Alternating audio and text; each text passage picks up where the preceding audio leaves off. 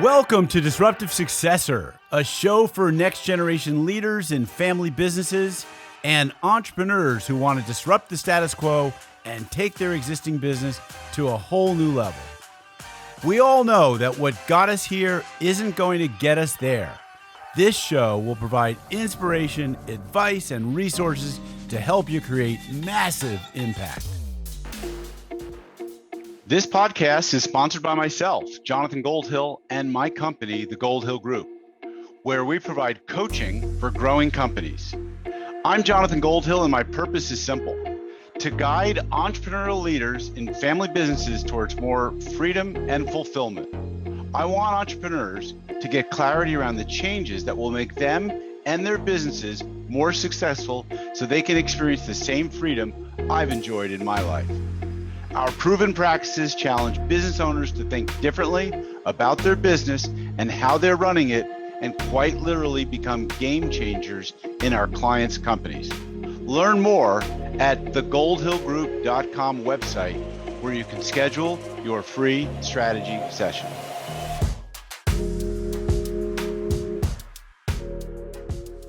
Hi, it's Jonathan Goldhill, and welcome back to another episode of the Disruptive Successor Show. Today's guest is Nancy Fox, the founder of the Business Fox, coaching and training for high-performing professional and executive women. As a business career architect, she helps professional women break through their glass ceilings and surge forward in their careers and business. There is clearly a generational gap, and the gap now is both gender-related as well as technology-related. Younger generations have different values than the family business founders. How to bridge this, how to support the women in the family and give them the tools to advance and be recognized, respected, and given opportunities to challenge to archaic thinking and belief systems. Nancy is passionate about ensuring talented, highly trained career women, career moms, overcome obstacles, both inner and external, develop the confidence and success path that fulfills them and accelerates their financial rewards. Nancy, welcome to the show today. Thank you, Jonathan. I'm so happy to be with you. Yeah, so we're going to talk about how to get ahead in your family business and talk about, particularly with a focus on women, because that's your passion and your strong suit, as well as it should be. Women need all the support they can get, and especially from other women, I think. So let's talk about some issues that plague women and men. Let's start with both. And I think it starts with confidence. And what are some of the tools they need to get ahead? What are your thoughts on maybe why confidence isn't there to begin with in a family business? Is it something that we get from our family of origin? Is it something that we, or maybe it doesn't matter where we get it? Like, how do we overcome a lack of confidence and be more confident and show up, in a more powerful way? Well, it's such a grand question, right? Because It's interesting, when I do polling and when I do surveying, the number one issue that everybody wants is more confidence, because we all know that any lack of confidence is it's like a glaring missing tooth. People can feel it even if you try to cover it up. And I think that everybody grapples with it to some degree. Some people look like they don't grapple with it. They cover it over. Other people, it's clearly evident that they're struggling with their own self-confidence and their happy, basically just feeling solid in their own skin. But I think that, we are very much we're socialized very differently. And by the way, I really want to clarify something. Just because I really am passionate about helping women does not think that I think men are not important to into the equation. I think we're really all in the same game. But I know clearly that women and men are socialized right from the get-go very differently. And we can see it. We can see the expectations of parents. It's so different for the boys in the family than the girls in the family. And it doesn't mean, a lot can be affected by birth order. I happen to be the firstborn.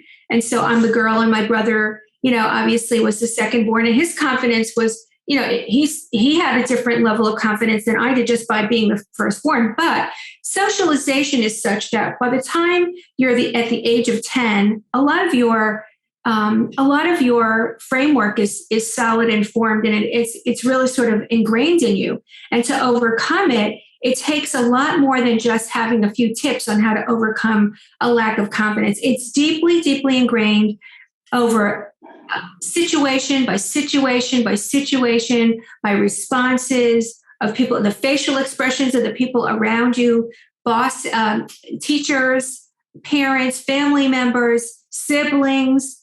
It just happens everywhere. So you get so many messages about your value in the world right from the get-go. And then it just becomes magnified as you get older. I think it's a really interesting subject. To contrast what you said, I was raised by a mother who lost her first husband, my father, her second husband when I was very young. And so I think that I have always found confidence to be an area where I struggled with.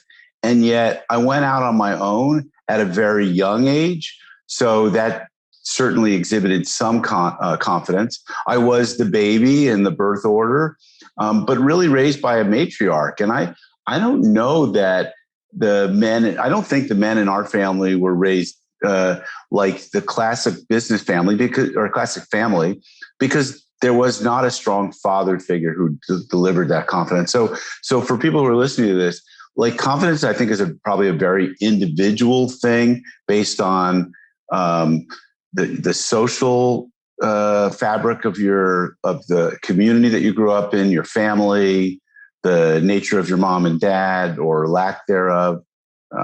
Would you agree that it's very personal like that? Very interesting. One thing to be exploring more is a person who has the patriarchal or the matriarchal role in a family.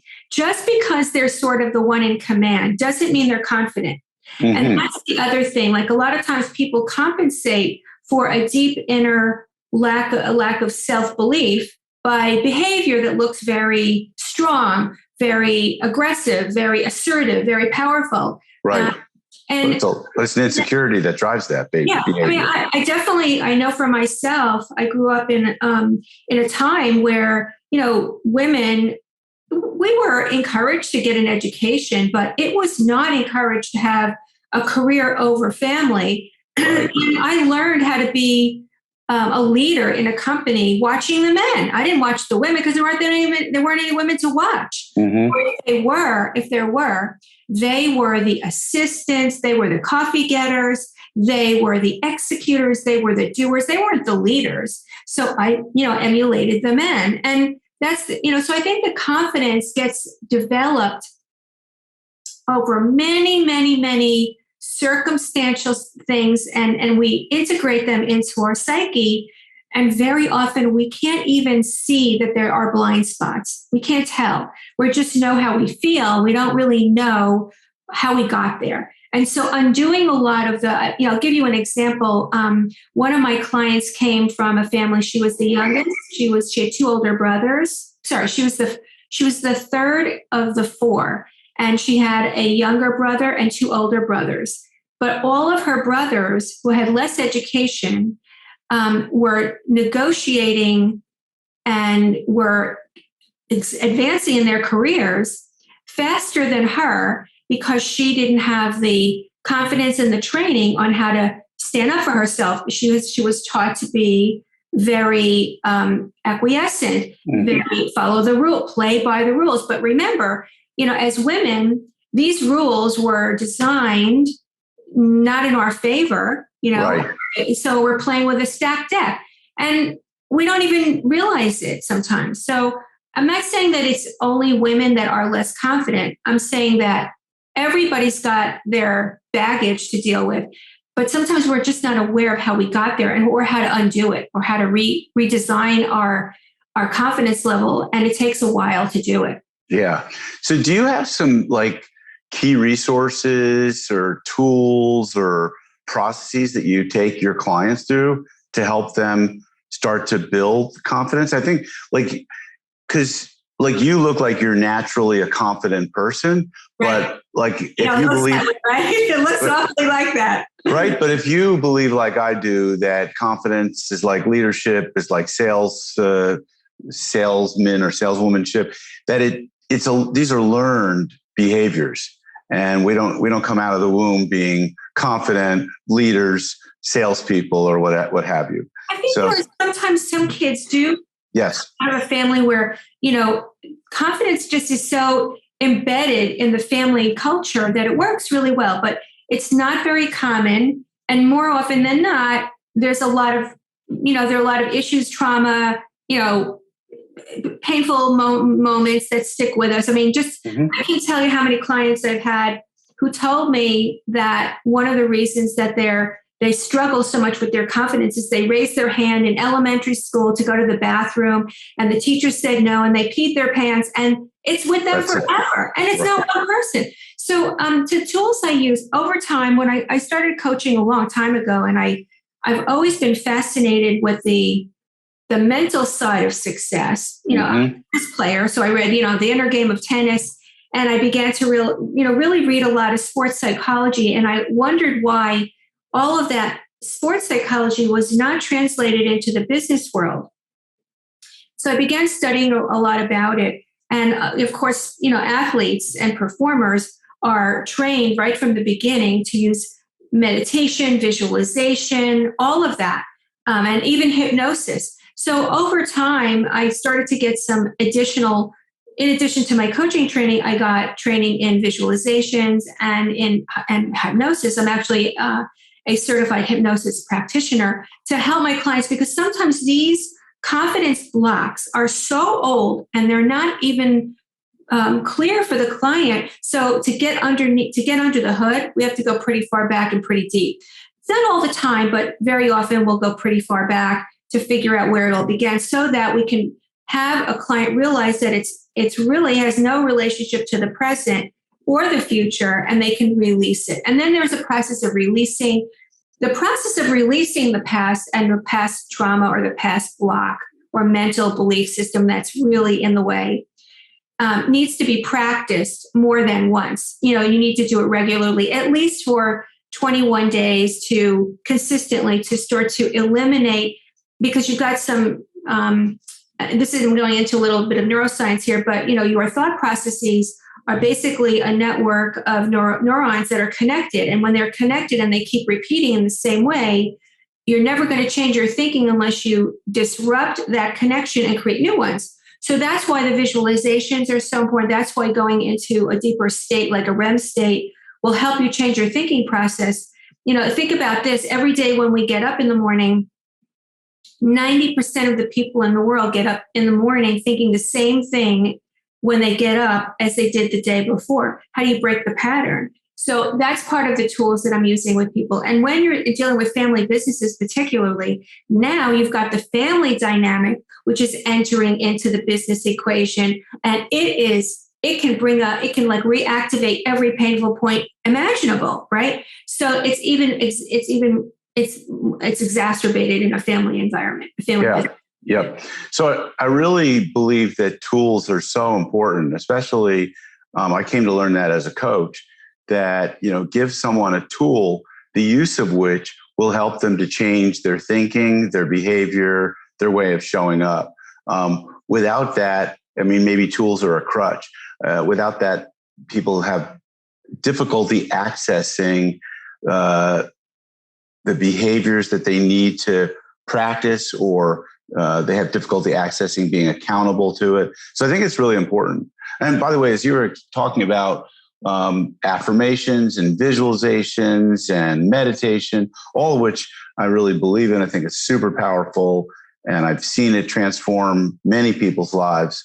I really like the work that Byron Katie has contributed in this area, where she asks these 4 questions that get you to look at your belief system around something, and then kind of ask you questions around, like, do you know this is absolutely true? And, who are you when it's true? Who are you when it's not true?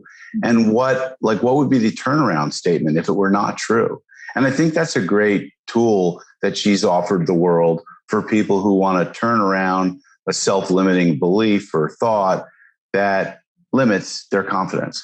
So I'm sure you're familiar with it as well. Yeah. And I also I want to just sort of, play on that a little bit, because what she's done is asking a question in such a way that your brain is forced out of the normal pattern. Because if you tell somebody, you have every reason to be confident, this is nothing to worry about, just go out and do it, your brain is going to resist because it's in a familiar pattern, right? Mm-hmm. But when you're asking a question like she does, you're disrupting the pattern and forcing the brain to look for a different answer in a different way. And that's the first step in reconstructing your brain pattern, your thinking pattern, and your belief systems. Then you can go into practicing it on a regular basis. And the more you practice the new thoughts and the new beliefs, the more they become yours, and the more they become. That's why that's why fake it till you make it. If you keep faking it till you make it, eventually you're making it and it's really you. It's not the faking it anymore. Yeah. Well, Tony Robbins is a great example. That quote that you just said, fake it till you make it, I first heard from him. But he's a great example of someone who changed who he was. Totally. And really created himself. And so I hold him up as a great example of someone who has elevated himself beyond his circumstances and created himself. And I know that I always looked up to my grandfather as a child growing up, because I always described him, and so did others, as a self-made man. And it's interesting because they'll tell you that if you're a tall man, that you're going to be more confident. And my grandfather was a very short man. And he didn't have that kind of fake confidence. He had real confidence that came from picking himself up from nothing and making something of himself. So pretty interesting. All right, let's talk about women and money, and women, who maybe don't negotiate for their benefit when it comes to compensation. Maybe in a family business. I have a client. I have several women clients, and I do notice that there is, and this is universal to everyone, is that it takes a certain amount of self-esteem to ask for a raise in your prices, to get paid what you think you're worth. This seems to be an issue that women maybe struggle with more than men because of the way we were raised. And maybe that's changing today with millennials. What are you seeing? What's your thoughts on this? Unfortunately, it's not changing with millennials. How millennials are dealing with it is they're just leaving their jobs and going to another job. They're not learning no one's teaching them how to command what they're worth. And no one's teaching them the language of, I call it the art of the ask, Mm-hmm. Nobody taught that to me. I'm going to tell you how it's very distressing to me that women are taught to feel guilty about money. They're taught to feel that they're greedy, that they don't deserve it, that they shouldn't make waves. I got such bad advice as I was climbing the corporate ladder. I had two bosses. One was a man and one was a woman. The woman my boss was extremely confident, and I don't know how she learned it. I never had that discussion with her, but she was like one of the boys. She swore like a sailor. She knew her business. She knew her numbers. She didn't take crap from anybody, and she completely commanded her worth. But when it came to me, while she supported me and mentored me, when it came to money, she did not support me, and she lied to me. She lied to me, and it was very, very painful. My male boss, when I told him what was going on about negotiating for a raise or for a promotion, which, by the way, they wanted to promote me with a title and more responsibility, but they didn't want to put the money behind it. And I'm going to say this straight up. Without the money, it ain't a promotion. It's BS. They're lying. I agree. No guy would ever consider it a promotion without the money. And no guy would take a promotion without the money. So my male boss, I had this discussion with him. He was my nice mentor. And he said, just be patient. The money will come. It never came. It never came. And then the only way that I was ever actually able to make the big leap into a higher, real senior level positions and higher and, really big money was when I finally learned how to negotiate. And I had to learn how to negotiate from a man because none of the women around me knew how to negotiate. Nobody could teach it to me. Even the lawyers who knew negotiation, they were doing it for their clients, but they couldn't do it for themselves. So women are not really learning how to negotiate on behalf of themselves. I personally love the art of the ask. I think it's a game. And I don't know how I really would have ever learned it unless I really pushed that envelope. But eventually I did. And what floors me is how even today, women, we've made a lot of strides in terms of working, in bigger companies, getting bigger jobs, maybe getting bigger titles, but no seat at the table, at the executive decision-making table, and definitely under, we're not getting paid at the same level. And that's only because I think women are not pushing the envelope hard enough and saying, what are the guys making at my level? They're not saying, how am I differing? They're not forcing people to show them the numbers. They're afraid to push it for fear they will be fired. They'll be branded as aggressive, as pushy. And what's wrong with that? It's a negative only because other people are saying so. So one of the big problems is that women are always looking for validation outside of themselves. Always. And it's a problem because as soon as you're looking for validation and compensation outside of yourself and not owning it from the inside out, you've given up your leverage. Do you think that women do that more than men? Is that Absolutely. The statistics demonstrate that. That does not mean to say that all men are strong negotiators or are going to do it. What I am saying is percentage-wise, men feel much more comfortable talking about money, asking for money, having an open dialogue about what they want. Mm-hmm. And they don't feel guilt about it. Women feel guilty. Women feel like it doesn't make them look good if they are too forthcoming or forthright or direct. Well, this certainly would be very identity changing, I think, for some women to do this. And sounds like it's a really positive thing. I mean, I think it's powerful. Let's put it in the context of a family business where maybe, maybe two children, a son and a daughter, are working for perhaps a mother and father, maybe just a male father who's really running the business. Getting treated equally, or getting treated, I should say, not equally, but getting treated fairly is what I think is really important. And I think in a family business that you have to look at the position that they're in, the function and the role that they're doing, how they're contributing to the profitability, the growth, whatever those metrics are, and look at the external market and say, what would I be paying someone to fill this position? And try not to overcompensate. I think it's really important not to overcompensate your children, but maybe 5 or 10%, additional compensation. But I think that can destroy the culture of a business if people know that the kids of the father are making, excessive amounts of money, at least in terms of compensation. And so many factors in this. I mean, I just had I have a client who he inherited the business from his father and was very uncomfortable with the numbers. His whole game was all about, he loved working with the clients. He was very good in sales.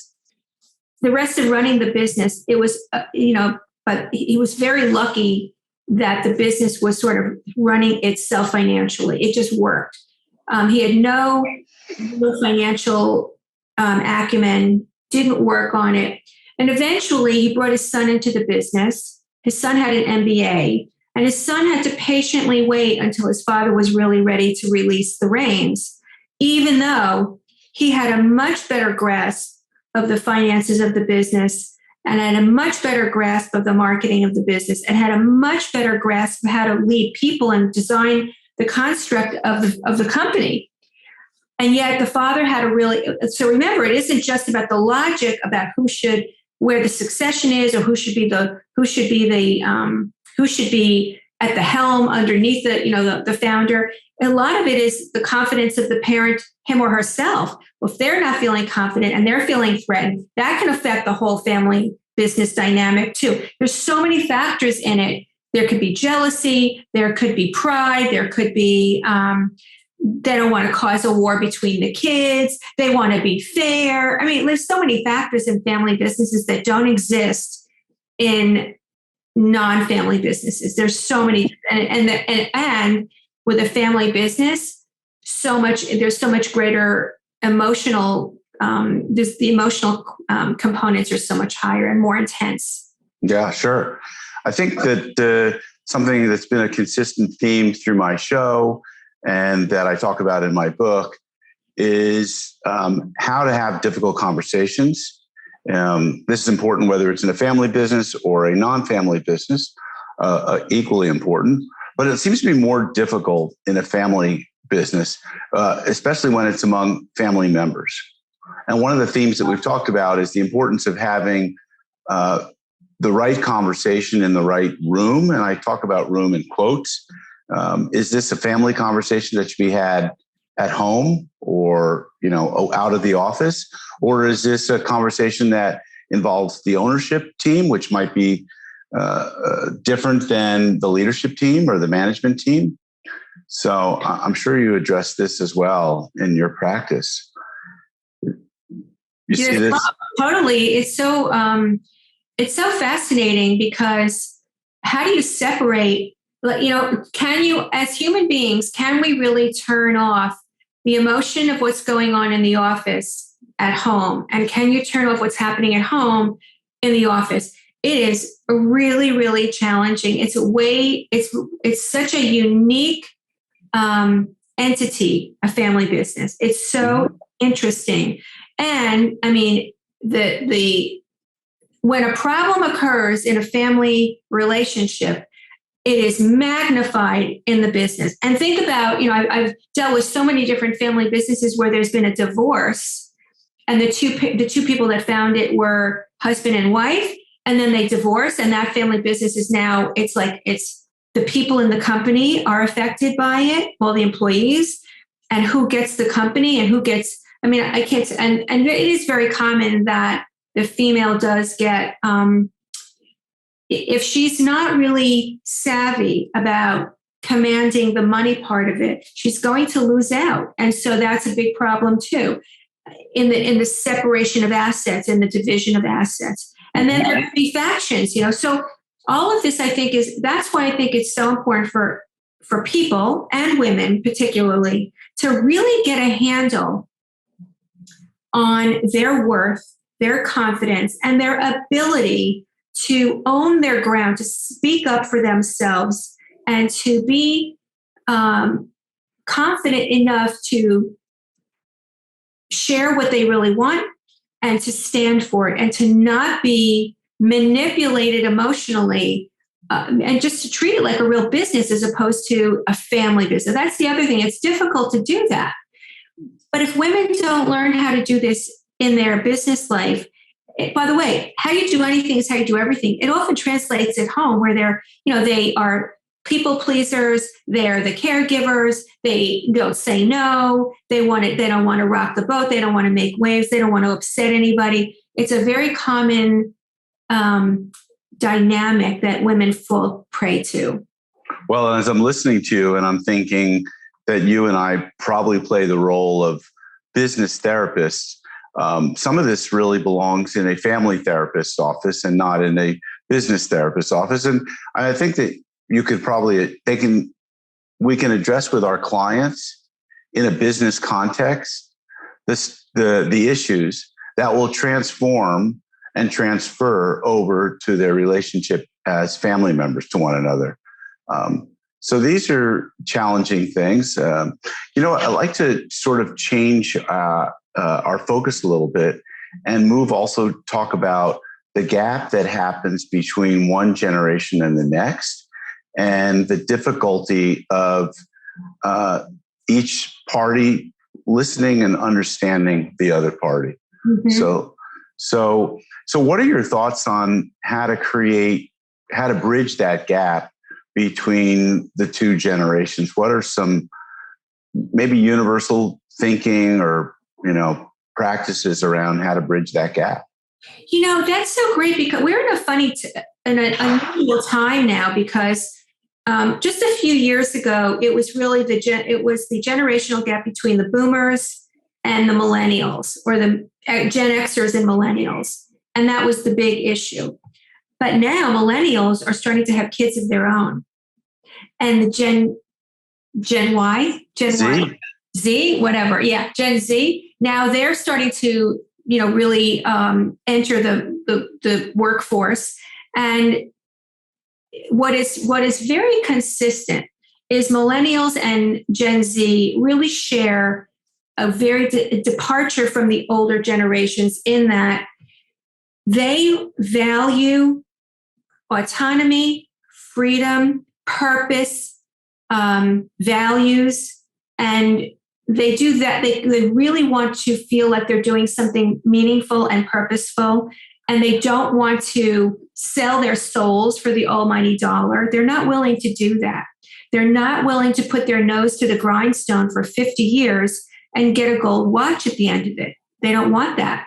They're not interested in that. And they're not, and we're living in times when, the old model of working for one company, one industry for your whole career is ridiculous. Nobody does that anymore.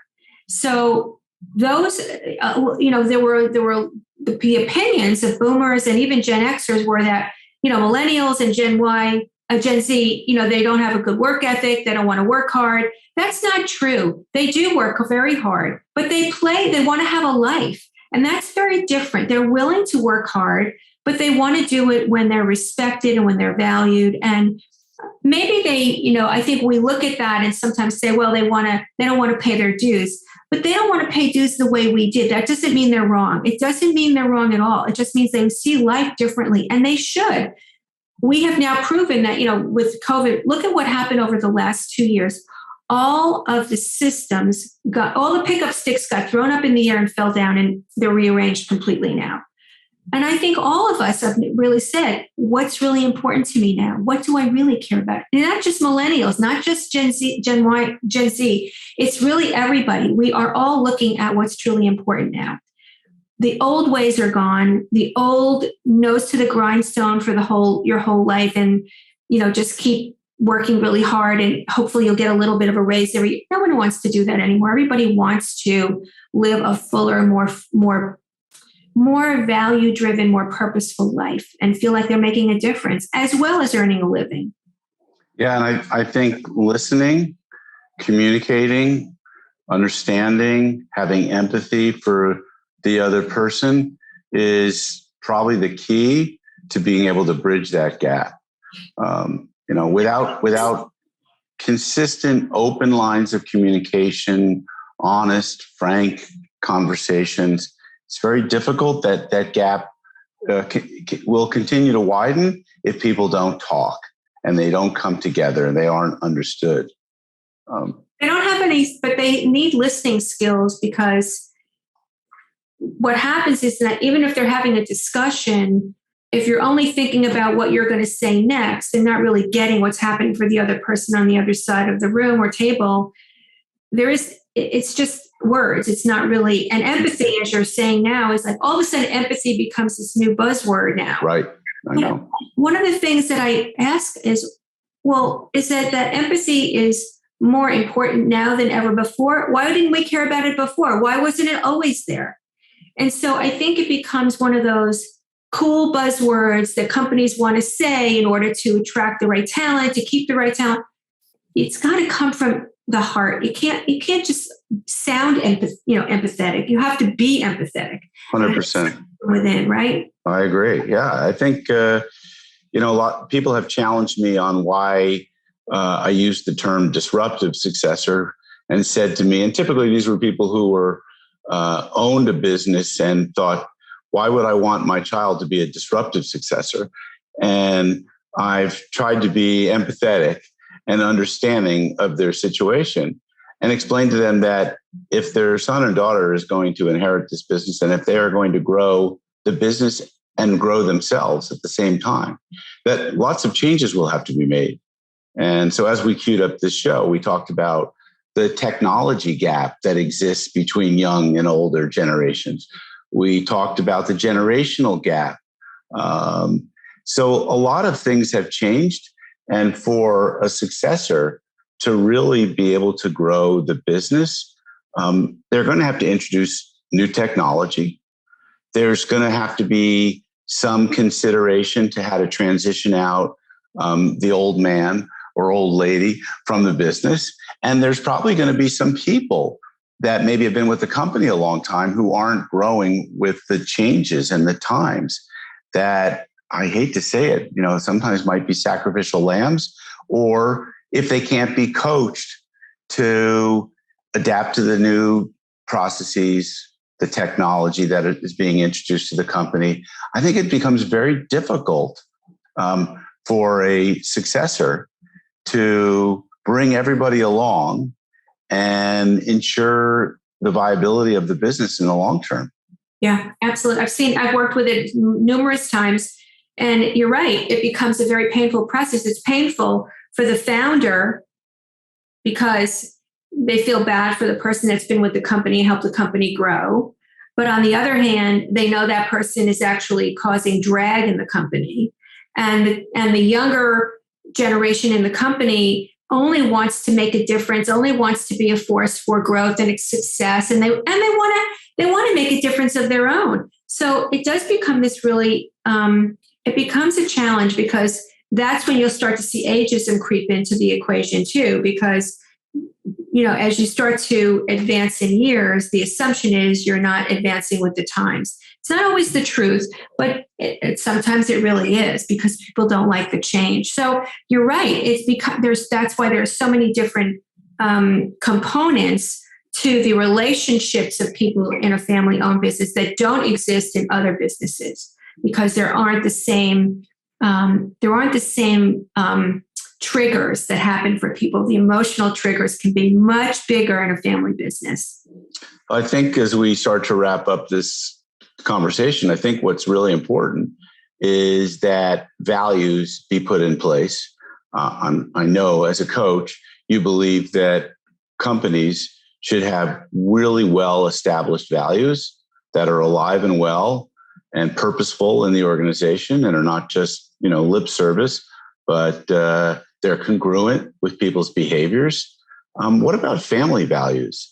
Should these be, I don't know of any family that has articulated what their family values are, unless it's in some family business constitution.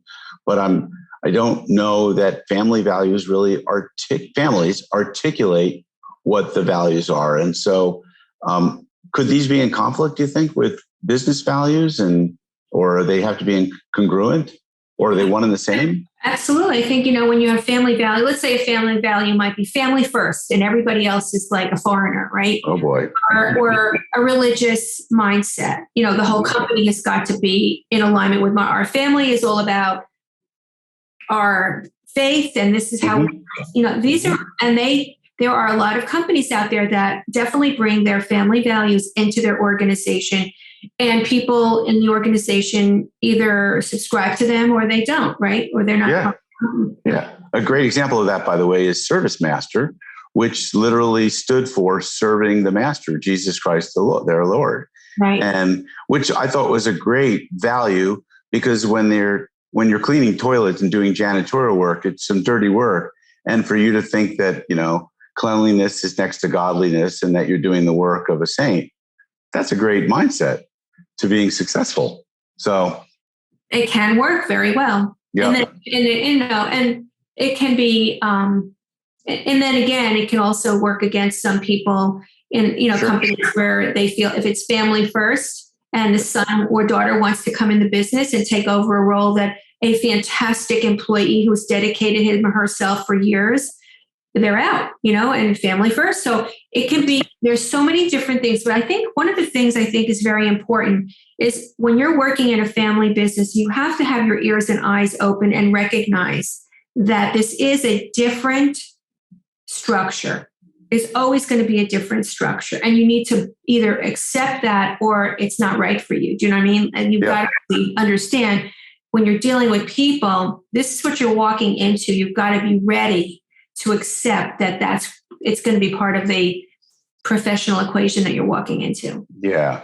So I think I'd rather reframe the term values to behaviors and say, what are family behaviors and what are business behaviors? These are the behaviors that, we live and die by. And if you violate them, you're voted out of the company or you're ostracized from the family.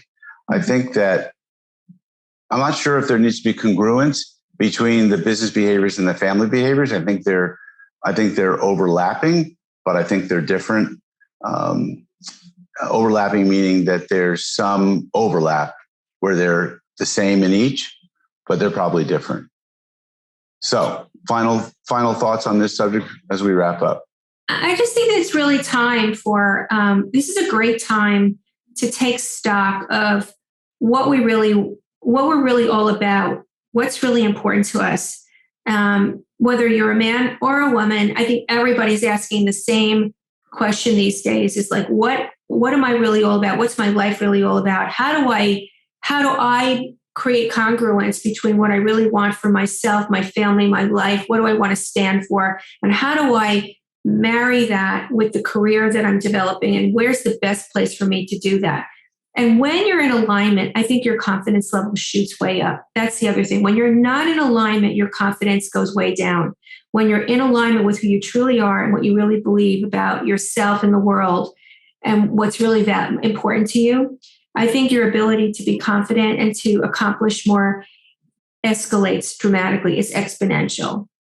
Nancy, I love those closing thoughts. Appreciate you being on the show today. Thank you for having me. I'm so happy to be with you. And I love being disruptive. I think it's fantastic. I'm with you all the way on that. I know you do. Nancy Fox, founder of the Business Fox Coaching, author of the book, Network Like a Fox. Thank you so much for being, and thank you for listening to the show today. If you like this, please give us a great review on Apple Podcasts or wherever you listen to your podcasts. Thanks so much. And share this with your friends, family, and business colleagues. This podcast is sponsored by myself, Jonathan Goldhill, and my company, the Goldhill Group, where we provide coaching for growing companies. I'm Jonathan Goldhill, and my purpose is simple: to guide entrepreneurial leaders in family businesses towards more freedom and fulfillment. I want entrepreneurs to get clarity around the changes that will make them and their businesses more successful so they can experience the same freedom I've enjoyed in my life. Our proven practices challenge business owners to think differently about their business and how they're running it, and quite literally become game changers in our clients' companies. Learn more at the goldhillgroup.com website, where you can schedule your free strategy session.